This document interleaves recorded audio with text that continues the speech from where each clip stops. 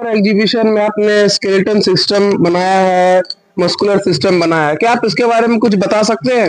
Yes.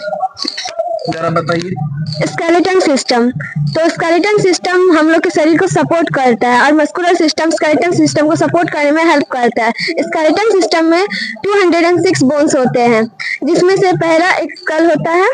तो sculls में 22 parts होते हैं स्कल के, जिसमें से 14 हम लोग के फेस से जॉ लाइन तक होती है और बाकी का हम लोग के सर के पीछे, मतलब हेड के पीछे वो स्मेट होते हैं। उसके बाद हम लोग का रिड देते हैं, यानी बैकबोन। तो बैकबोन में 22 पेयर्स होते हैं जो हम लोग के कमर के नीचे तक जाते हैं।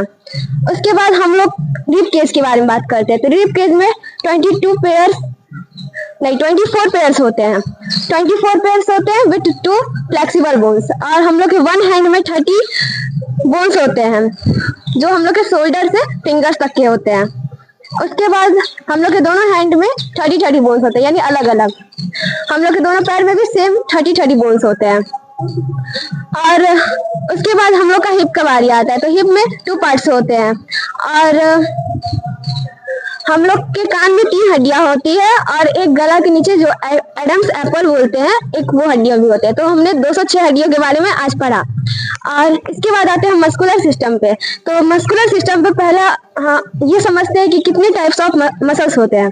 तो मसल्स 3 टाइप्स के होते हैं, एक कार्डियक मसल, एक सॉफ्ट मसल्स और एक स्केलेटल मसल्स।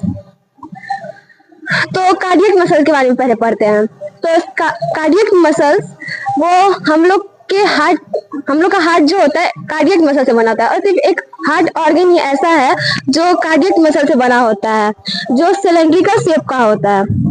उसके बाद स्मूथ मसल्स के बारे में पढ़ते हैं। और स्मूथ मसल्स हम लोग के इंटरनल ऑर्गन में होते हैं, जैसे वेली स्मूथ मसल से बने होते हैं, बिली। और उसके बाद स्केलेटन मसल्स के बारे में पढ़ते हैं। तो वो हम लोग का हाथों और पैरों में होता है, ठीक है। तो हम लोग के हाथों और पैरों में स्केलेटन मसल्स इसलिए होता है ताकि हम लोग ज्यादा हार्ड वर्क कर सके। तो ये हम पढ़े मसल्स के बारे में। Thank you.